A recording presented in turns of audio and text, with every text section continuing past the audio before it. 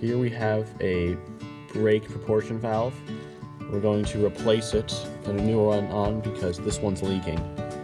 Add some brake release to help it come off, and so we are going to try to spin it off with some nippers and vice grips. At first I'm just going to give it a little bit of torque. I don't want to break it. We'll see how loose it is. It's not giving it all yet.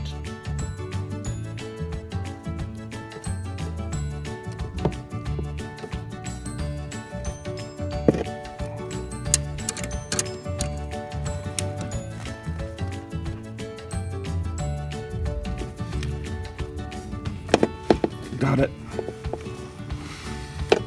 I'm going to remove these wrenches so we can fit a regular crescent wrench on now. But first we're going to use these to break the other side loose. Okay. Now that it's broken loose, we're going to take these off, then use a crescent wrench to finish taking it off. But first we'll use these to break the other side loose. These vice grips work really well because they get 3 points of contact on a hexagon bolt. Put some tension on it and see if this side gives too. There we go. I'm going to be using these Stubby combination wrenches to loosen this up a little bit more. But before I loosen it too much, I need to put a pan under it to catch all of the fluid that comes out. For this, I'm using a 17mm and a 13mm. You can see it start to drip more and more as I loosen it. And because it's a line bolt, you can't get a ratchet on or anything, so you just have to take your time with these combination wrenches, but they are coming off slowly. And now it's starting to come out just about all the way.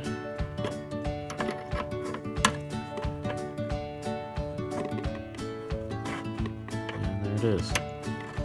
Now we can go ahead and take off the other side. I've taken this other side off.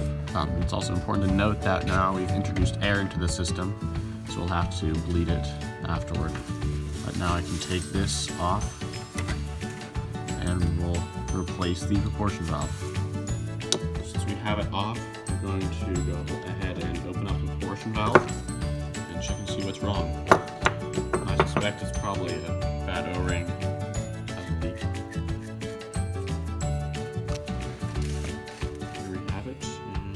Like there is an O-ring right here. It's pretty worn, deteriorated. That probably is causing the leak. You can see the O-ring here had a little bit of a flat spot on it. We could replace this, but for a new one, about 15 bucks, I think it's worth it. Don't want to take the chance of this leaking again. The part number on our new parts is 905953. Plastic pieces, and it's ready to reinstall. It's very important that whenever you put the valve back in, you put it in the right direction, and it's the same direction as the one that we did not replace. So, you put it between the two brake lines. Put these back in, screw them on, and then we'll go ahead and bleed the system. You have to spin them in as far as you can by hand, so you know you're not cross-threading them. And then when you get to the point where they tighten up, then you can use a wrench to make sure they're secure. And now we'll go ahead and tighten these up a little bit on both ends.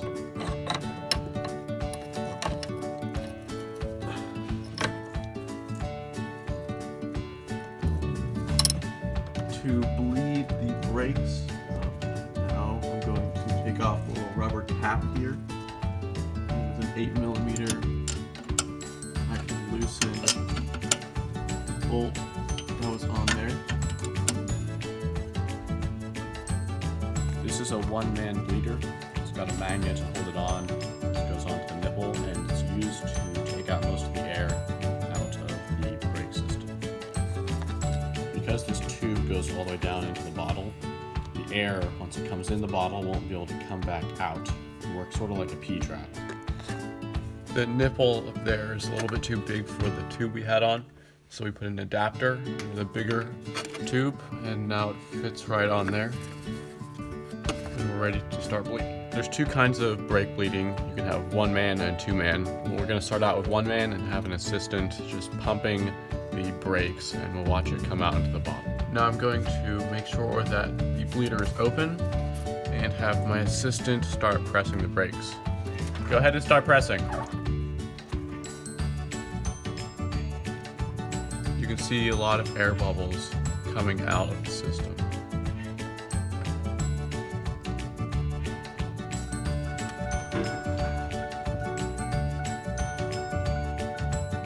So I'm going to, now that the bottle is full, close up the valve so that we can take off our bottle because it's full. And you can see that the fluid looks pretty dirty.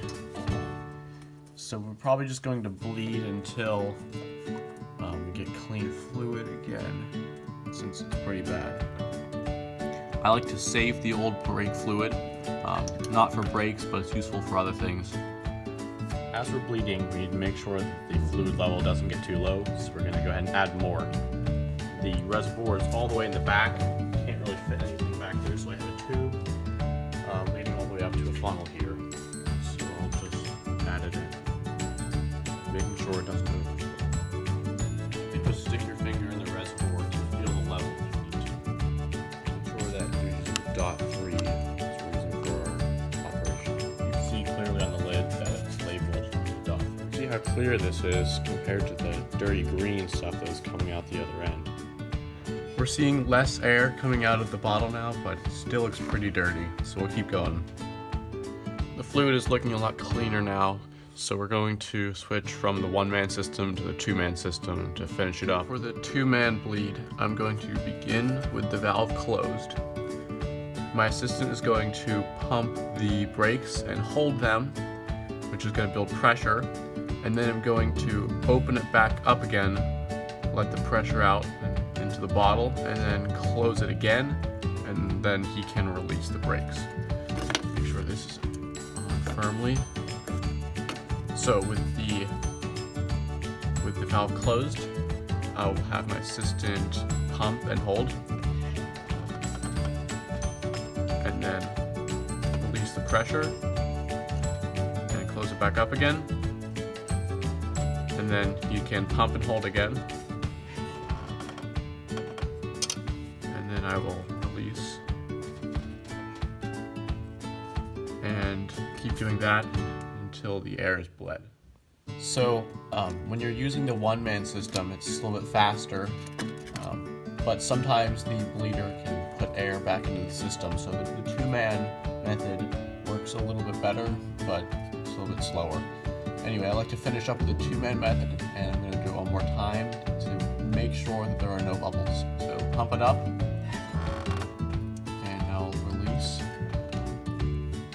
There was a little bit of air, so I'll do it again. Pump it up. Okay, no air that time. I'll do it again.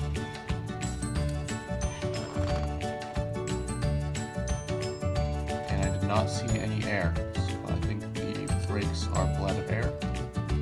So I'm going to just make sure that this is tight, and then I can take off the bleed system, empty the rest into my container, and then also add a little bit of grease